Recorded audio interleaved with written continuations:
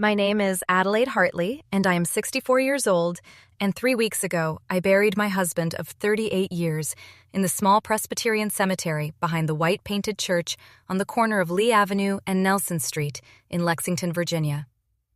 His name was Marcus Hartley. He was a professor of English literature at Washington and Lee University for 31 years before his retirement, and he was, in my private estimation, and in the estimation of almost everyone who had ever sat across a dinner table from him, one of the kindest, careful men in our small town.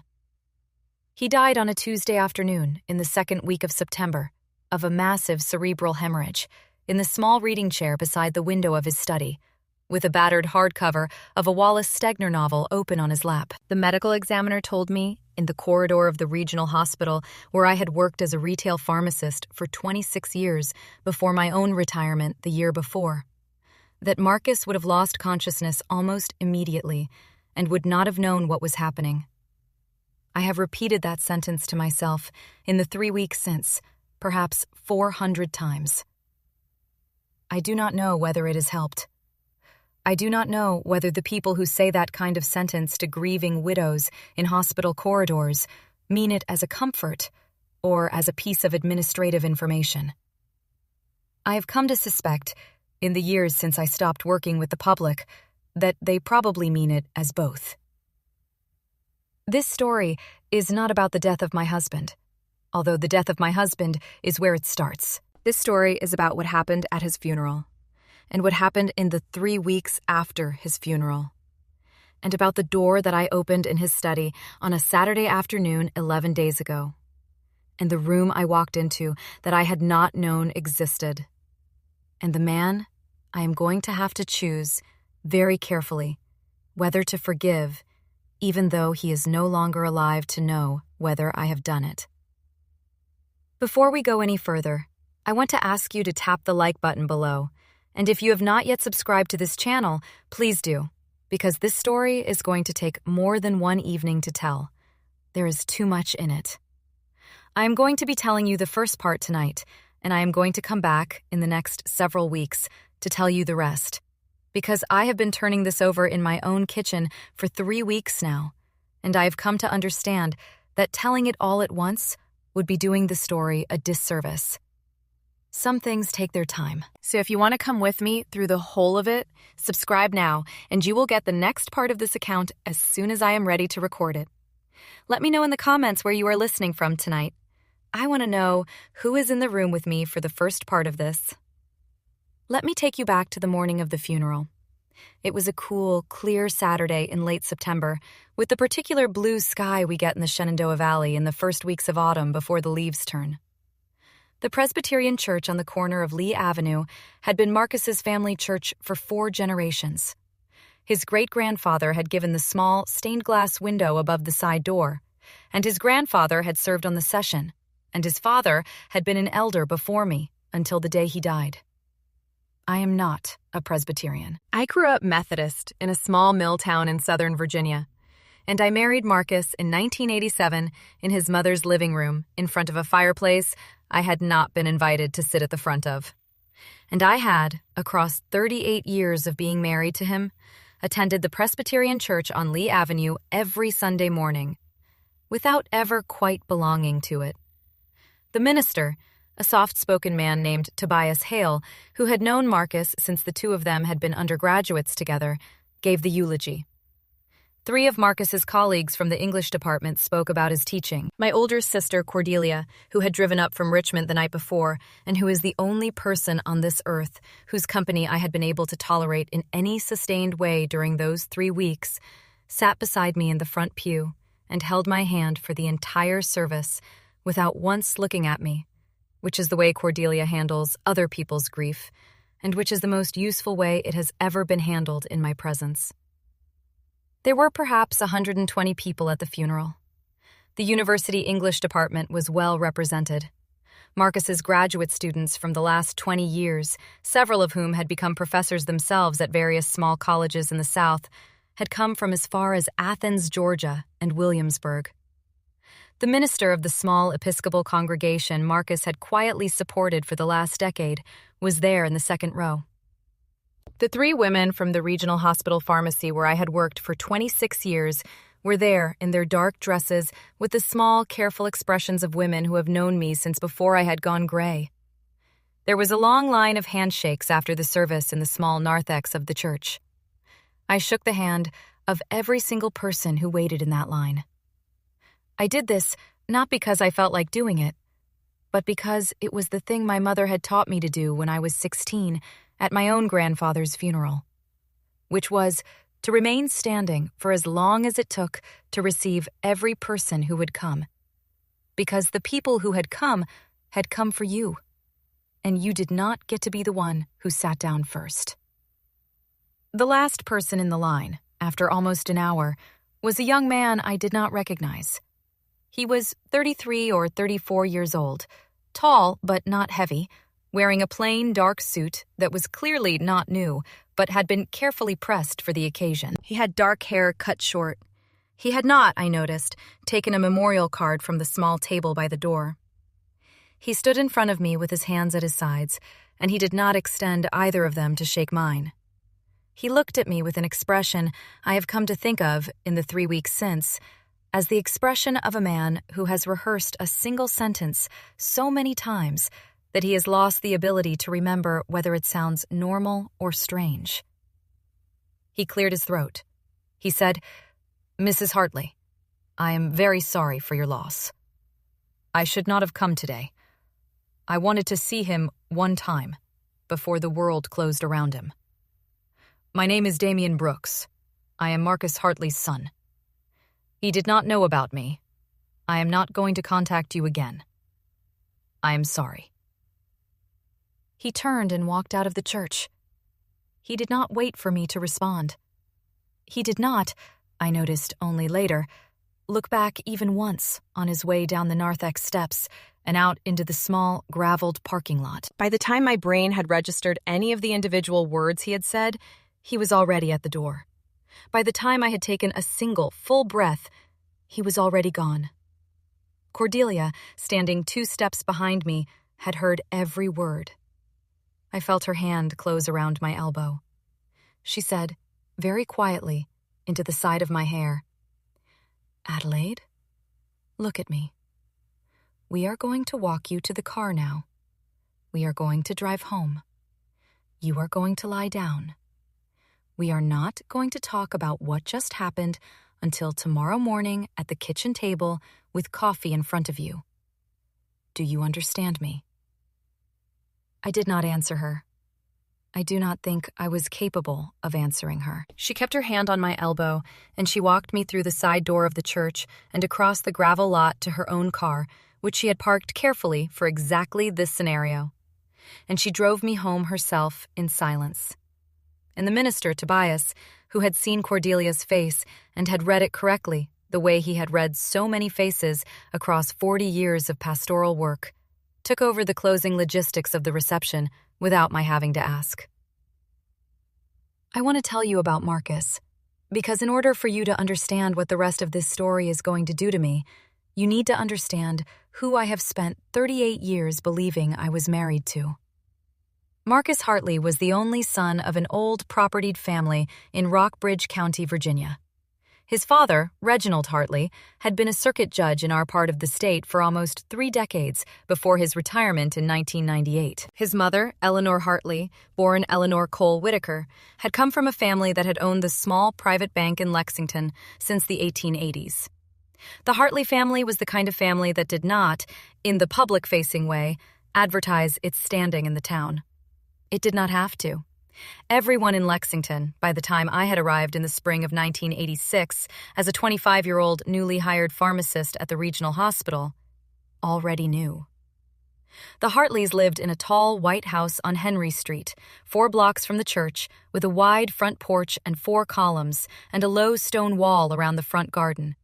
The kind of house that had been in the family for so long that nobody in town referred to it by its street number, but only by the name of whichever Hartley currently occupied it. When I had been introduced to Reginald and Eleanor for the first time in the front parlor of that house 3 months after I had begun dating their son, I had understood within 90 seconds of crossing their threshold what kind of family I had wandered into, and what kind of daughter-in-law they had been hoping for, and what kind of daughter-in-law they had clearly not been hoping for. I want to be careful here. I do not want to make Reginald and Eleanor sound worse than they were. They were not cruel to me. They were, instead, the particular old-line kind of polite that is much harder to push back against than cruelty, because there is nothing to point at. They received me in the front parlor. They poured me a cup of tea in a small porcelain cup with a chip on the rim that had been on the rim, Eleanor told me with a small, careful smile, since her own grandmother's day. They asked me about my parents, both of whom were textile mill workers in a town 3 hours south of Lexington, and they listened to my answers with the same small, careful smile. And Eleanor said, when I had finished, "How interesting, Adelaide. What a lovely young woman you are. I do hope you will come back to see us soon." I had come back. We had married the following spring in their living room in front of the fireplace because Eleanor had thought it would be more intimate than a church wedding and had not consulted me on the matter. The fireplace had been the place above which the oil portrait of Reginald's father, who had also been a judge, was hung. I had stood in front of that portrait in a small white dress that my own mother had sewn for me on her kitchen table, and I had said the vows the minister had given me, and I had become, in the same hour, both Marcus's wife and a slightly uncomfortable house guest of his parents' family for the next 35 years. Marcus, against this background, was a wonder to me. He was 4 years older than me, 31 when we married, already on the tenure track in the English department at Washington and Lee. He was tall and quiet, with his father's strong jaw and his mother's careful, watchful eyes. And he had inherited, from one or the other of them or from some unmapped older relative, a deep gentleness of manner that neither of his parents had themselves displayed in any setting I had ever observed them in. He read for 2 hours every evening. He took long walks alone on Saturday afternoons. He wrote, very slowly, across a decade, a small academic monograph on the poetry of Edgar Lee Masters that received a respectful review in the regional academic press and that he never once mentioned to a colleague in my hearing. He treated me, from the day we married until the day he died, with the kind of patient, steady tenderness I have not been able to describe to my sister Cordelia in the 3 weeks since the funeral without crying. He did not raise his voice. He did not, in 38 years, speak unkindly to me on a single occasion I can recall. He cooked dinner 4 nights out of 7 because he had decided early in our marriage that I worked longer hours than he did and that the household labor ought to reflect that.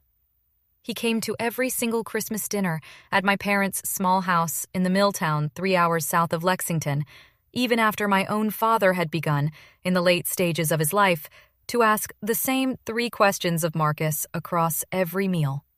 And Marcus had answered the same 3 questions every time, with the small, patient warmth of a man for whom the repetition was not a burden, but a kind of homecoming.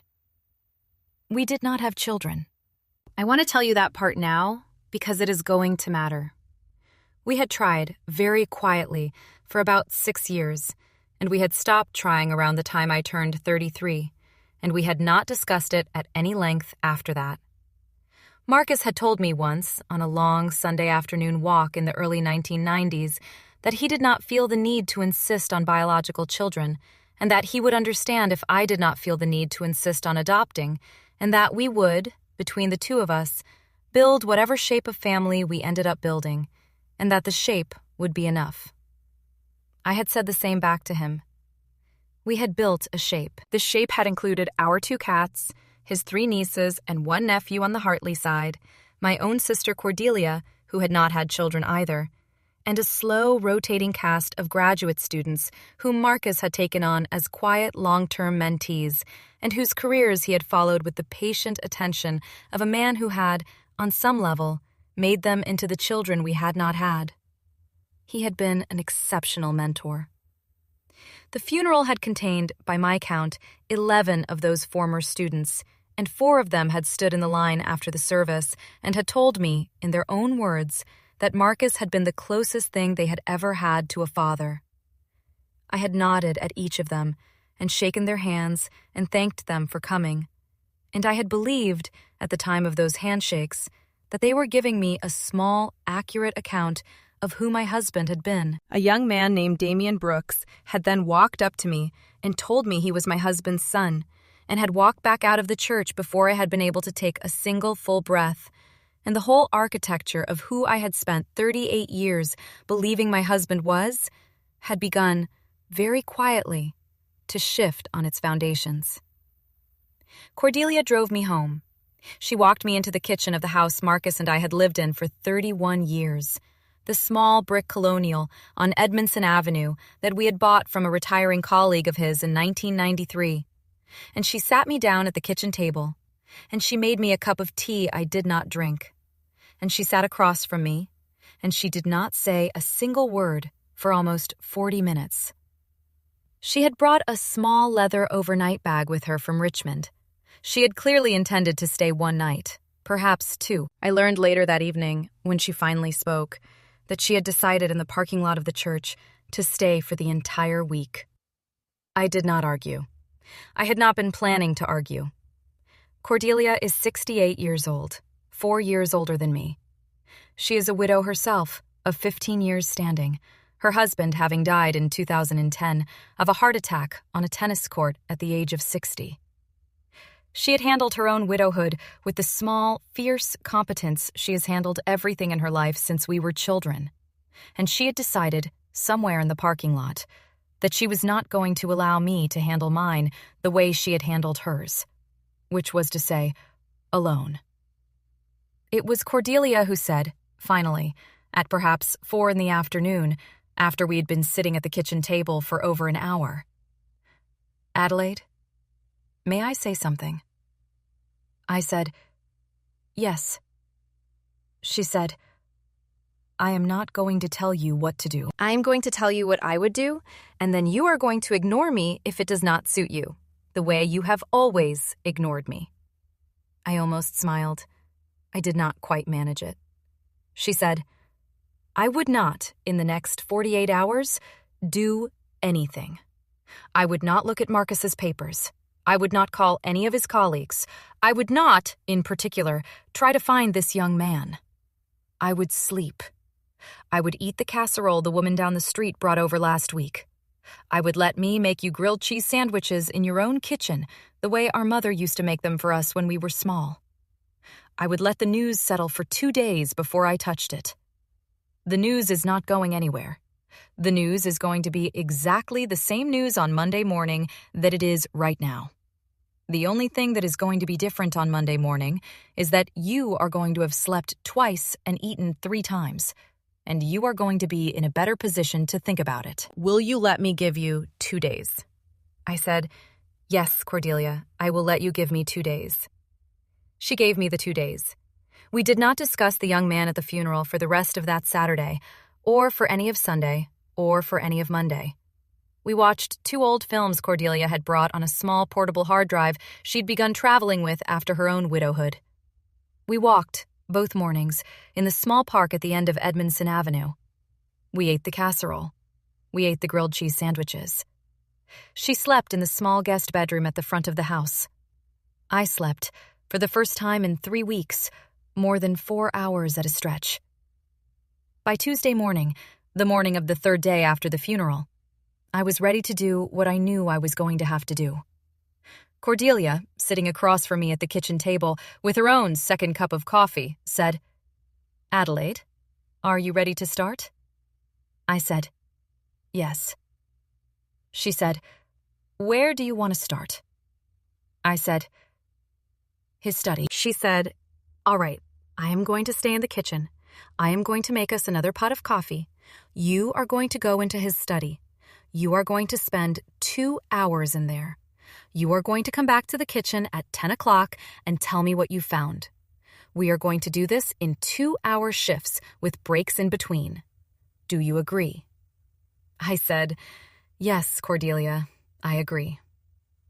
This is the way my sister has handled difficult tasks her entire life. She does them in shifts, with coffee, with announced break times. I had been finding her exhausting since we were small. I had also, since we were small, never once been able to refuse a structured plan she offered me. I went into the study.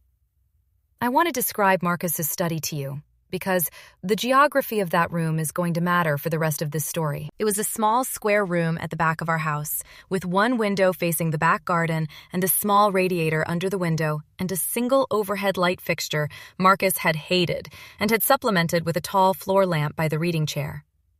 3 of the walls were lined floor to ceiling with bookshelves, all of them made of the same dark walnut, and all of them, I knew without having to count, holding approximately 4,200 books. Marcus had counted them once, in the late 1990s, for an insurance inventory. He had updated the count every few years. The most recent count, written in pencil on the inside of his desk drawer, had been 4,217, recorded in March of last year. The 4th wall, the wall behind his desk, held a single small framed map of Rockbridge County from 1896 that had belonged to his grandfather, and beside the map, a small framed photograph of the 2 of us on the porch of a rented cottage in Maine in 1995. There was a desk, a worn leather armchair I had given him for his 40th birthday, a small 2-drawer filing cabinet, and a single floor-to-ceiling locked cabinet built into the wall on the right-hand side of the room, behind the door, which Marcus had told me when we had moved into the house in 1993, was used for the storage of personal papers he had inherited from his parents, and which he had asked me, very politely, never to open without asking him first. I had not, in 31 years, opened that cabinet. I had not, in 31 years, asked to open it. Marcus had used it for, by his account, family papers from his parents' estate that he did not wish to keep in the more accessible filing cabinet. I had no reason to disbelieve him. He was a deeply private man about his family of origin, in the way only the children of overbearing parents are deeply private. And I had respected that privacy, the way I respected all of his small, careful boundaries, which was to say, without thinking about it. The cabinet was locked. The key, I knew from 31 years of marriage, was in the small ceramic dish on the top of his desk, where he kept various small items he wanted to be able to reach without thinking. I had seen him take that key out and put it back in over the years, perhaps 20 times. I had never once asked him what he was doing with it. I picked up the key now. It was small and brass, the kind of key that fits a simple cabinet lock from the 1950s or 60s. I held it in my hand for almost a full minute. I want to be honest with you about that minute. I want you to understand that I was not in any rush, even at this point, to open the cabinet. I was still operating under the working assumption that the young man at the funeral had been a stranger, a confused person, perhaps an unwell person, perhaps someone exploiting a public funeral notice in the local paper for unclear reasons.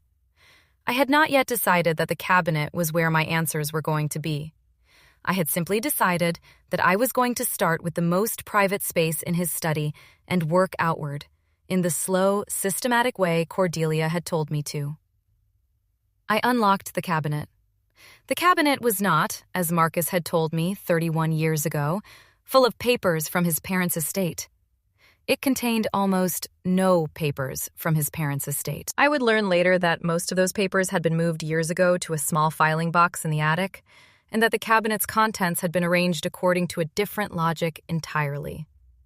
What the cabinet contained instead, when I opened it that Tuesday morning, was the following. On the top shelf, 3 identical small ledger books bound in dark green cloth, of the kind that older men of Marcus's generation had used to keep household accounts before the introduction of personal finance software. They were dated in his handwriting on the spines. The earliest was 1991. The most recent was 2025. There were 34 ledgers covering 34 consecutive years.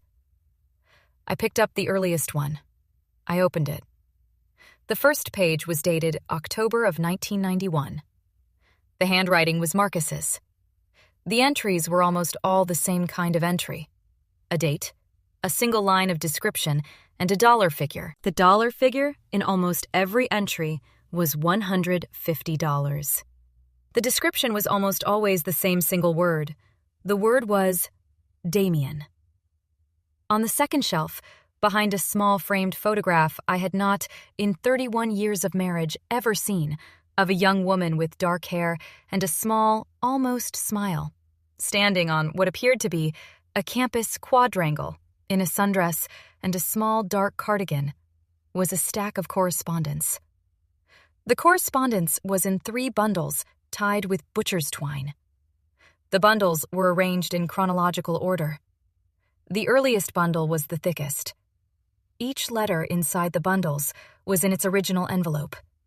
Each envelope was addressed, in a careful adult hand that was not Marcus's, to a post office box in Lexington that I had not known he had. The return address on the envelopes, the same return address on all of them, was a small private foster home in Roanoke, Virginia.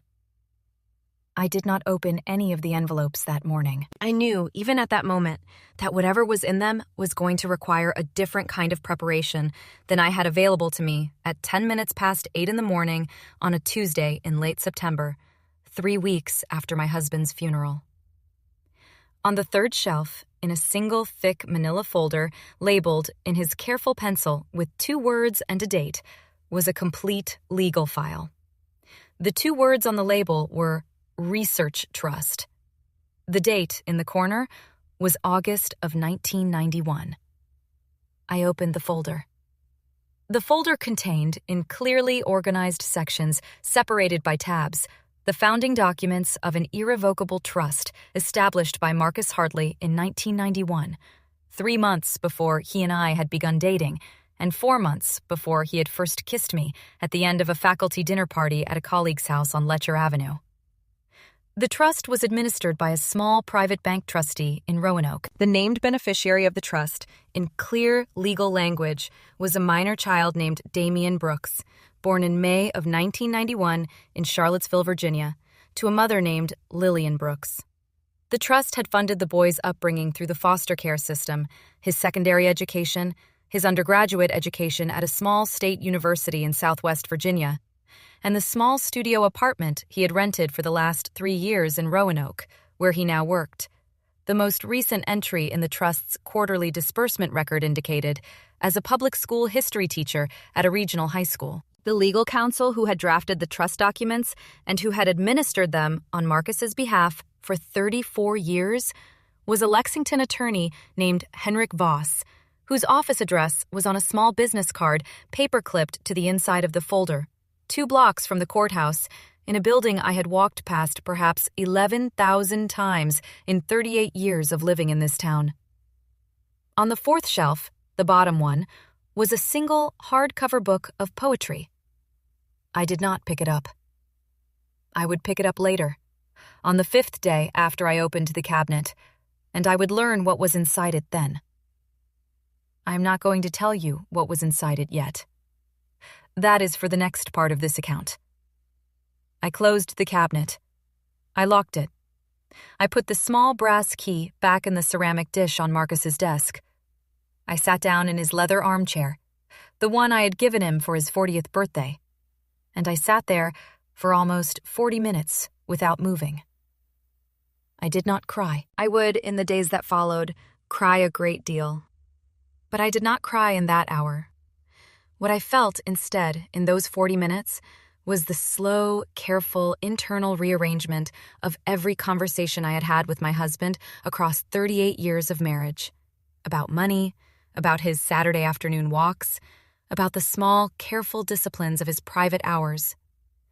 I rearranged perhaps 60 specific memories of moments I had not, until that morning, understood the meaning of.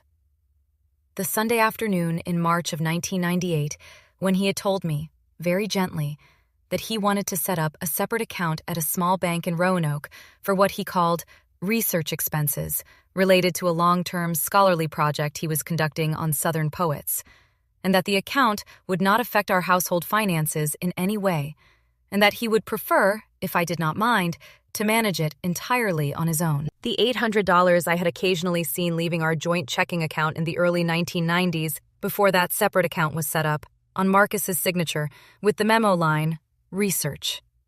The handful of phone calls across the decades from a number with a Roanoke area code that he had taken in his study with the door closed, and that I had assumed, when I had asked him afterward what they had been about, to have been from the various academic collaborators on the small dispersed projects he had been involved with across his career, on the basis of his small, careful answers, which had been, I now understood, the answers of a man who had spent 34 years not lying outright to his wife, but never quite telling her the truth about what he was actually doing on the second Saturday of every month, when he took his long walk alone, which had been the day he had often, I now suspected, driven the 45 minutes to Roanoke and back to do whatever it was that fathers do when they have decided to fund a child they have never met without being seen by anyone they know.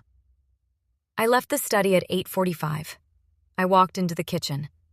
Cordelia, at the kitchen table, looked up from the second cup of coffee she had been making for both of us, and she took one look at my face, and she said only, "Adelaide, sit down.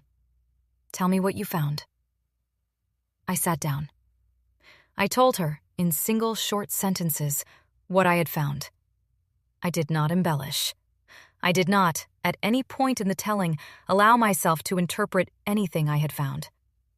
I simply recited the shelves of the cabinet, in order from the top to the bottom, and I told her what each shelf had contained, and I stopped when I got to the book of poetry, because I had told her, as I had told you, that I had not yet opened it. Cordelia listened. She did not interrupt me. She did not, when I had finished, immediately offer any opinion. She drank her coffee slowly. She looked out the kitchen window at the small back garden where Marcus's autumn crocuses, planted by him the previous October, were beginning to come up through the cold soil. After perhaps 3 minutes of silence, she said, "Adelaide, may I tell you what I think we should do?" I said, "Yes." She said, "I think you should call the attorney whose card was paper-clipped to the inside of that folder. Henrik Voss. I think you should call him today. I think you should not write to him. I think you should not call his office. I think you should drive to his office on foot, since it is only 2 blocks from the courthouse, and you can walk it from here in 15 minutes. And I think you should knock on the door of his office and ask the receptionist whether he's available. And I think you should not give your name. I want to see his face when he sees you. I have been a widow for 15 years, Adelaide, and one of the things I have learned about lawyers who hold private papers for dead men is that you can tell a great deal about what is in those papers by looking at the face of the lawyer the moment he understands the wife has finally walked through the door. I would like to see that face on your behalf. Will you let me come with you?" I said, "Yes, Cordelia, I would like that." It was, as I have said, just past 9 in the morning. Henrik Voss's office, according to the card, opened at 9 on weekdays. We were both already dressed. Cordelia drank the rest of her coffee. I put on my walking shoes. We left the house together at 5 minutes past 9. We walked, side by side, down Edmondson Avenue and across Washington Street and down the small alleyway that cut through behind the old post office, the way Marcus and I had walked together to the courthouse for jury duty and to the small farmers market on Saturday mornings and to the lectures at the university bookstore that he had liked to attend on Tuesday evenings. We arrived at the small 2-story brick building on Main Street that contained, on the second floor, according to the card in my coat pocket, the law office of Henrik Voss, Esquire, attorney at law. We climbed the narrow staircase to the second floor. We arrived at a frosted glass door with his name lettered on it in small gold leaf. I knocked. A young woman in her late 20s opened the door. She was wearing a navy blue blouse and small reading glasses pushed up on her forehead. She looked at the two of us with the polite, open expression of a small-town receptionist on a Tuesday morning. She said, "Good morning. Are you here to see Mr. Voss?" Cordelia said, "Yes. We do not have an appointment. Please tell him there is a lady here to see him. You do not need to give him a name. Tell him only that there is a lady here." The young woman blinked, registered the unusual instruction without comment, and said, "All right, please have a seat. May I get you a cup of coffee?" Cordelia said, "No, thank you, dear." The young woman walked through an interior door behind the small reception desk. She closed the door behind her. We sat on the small upholstered settee in the reception area. Cordelia took my hand. We did not speak. The receptionist was inside Henrik Voss's office for, I am told by Cordelia, who counted, 11 seconds. Then the interior door opened. Henrik Voss came out into the reception area. He was perhaps 70 years old, with neat white hair and a dark gray suit and a small, careful pair of wire-rimmed glasses. He looked at me. He did not look at Cordelia. He had, I think, recognized me from the brief paragraph about my husband's funeral in the local paper the week before, which had carried a small photograph of me beside the longer obituary. His face did exactly the thing my sister had told me. In the kitchen 40 minutes earlier, she had walked across town with me to see his face do. It went very slowly, the way the face of a man goes when a moment he has spent 18 years preparing for has finally arrived. The composure stayed, the professional warmth stayed. But underneath both of them, for about 2 full seconds, I watched something else move across his features. Something I am still, 3 weeks later, trying to find the correct word for. It was not surprise. It was not dread. It was, perhaps, recognition. The recognition of a man who has been waiting for a knock on a particular door for a long time, and who has hoped, while waiting, that the knock would never come. And who knows, the instant he opens the door, that the wait is over. He stepped forward. He extended his hand. He said, "Mrs. Hartley, please come in. I have been hoping you would come. I have, in fact, been waiting for this conversation for 18 years. I am very sorry for your loss. Please sit down. There is a great deal to tell you. I would like, if you will permit me, to do it properly." That is where I am going to stop tonight. I have been turning over what Henrik Voss told me in that office across the next 3 hours of that Tuesday morning for the last 11 days. I have been turning over what I read in the bundle of letters from the foster home in Roanoke and what I read in the book of poetry on the bottom shelf of the cabinet, and what I found on the 5th day in a small locked drawer of his desk that I had not, in 31 years, known how to open. I have been turning over the name Lillian Brooks, which I had never heard my husband speak in 38 years of marriage, and which I have now spoken aloud in the privacy of my own kitchen perhaps 400 times. I have been turning over the question of who my husband was, and the question of what I am going to do now with the answer, and the question of the young man in the dark suit who walked up to me at the end of the receiving line 3 weeks ago and said the 7 sentences that changed the architecture of my entire adult life, and then walked back out into the parking lot without waiting for me to respond. I am going to tell you the rest of it. I am going to tell you what Henrik Voss said. I am going to tell you what was in the letters. I am going to tell you what was in the book of poetry. I am going to tell you who Lillian Brooks was and what happened to her, and why my husband spent 34 years quietly funding the upbringing of her son without ever once speaking the boy's name in my presence. I am going to tell you all of it. But I am not going to tell you all of it tonight. Some things take their time, and this story is one of them. And I would rather tell it properly across several evenings than badly in one. If you have stayed with me to the end of this first part of the account, I want to thank you. And I want to ask you, if you have not yet subscribed to this channel, to subscribe now, because the second part of this story is coming, and it is going to come soon. I am going to record it as soon as I am able. Some of what I am going to have to say in the second part has been difficult to assemble into sentences, and I have wanted to give myself the time to assemble it well, because the story is not only mine. The story belongs, at least in part, to a young man named Damian Brooks, who is, at this hour, sitting in a small rented apartment in Roanoke, Virginia, not knowing yet that I have opened the cabinet in his father's study, not knowing yet that I have walked up the narrow staircase to Henrik Voss's office, not knowing yet that the wife of the father he had only ever seen in 2 photographs across his entire life is now, 3 weeks after his father's funeral, the person who holds the documents that are going to determine what kind of future he is permitted to have. I am going to tell you about him. I am going to tell you who he turned out to be when I finally met him properly 10 days ago in a small cafe halfway between Lexington and Roanoke, with my sister Cordelia in the next booth pretending to read a newspaper. I am going to tell you everything. But I am going to tell you everything in the order I learned it, because the order in which I learned it is the order in which it broke me, and, eventually, in which it rebuilt me into the woman who is sitting here tonight talking to you. Subscribe, please, so that you do not miss the second part.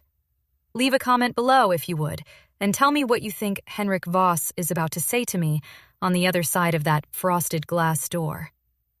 I am curious to know what you think you would have done in my place, sitting on that small upholstered settee with my older sister holding my hand, 90 seconds after the lawyer of a dead man had told me he had been waiting 18 years for me to walk in. I am going to walk through the door now. I am going to sit down in the chair Henrik Voss is going to pull out for me. I am going to listen to what he has spent 18 years preparing to say.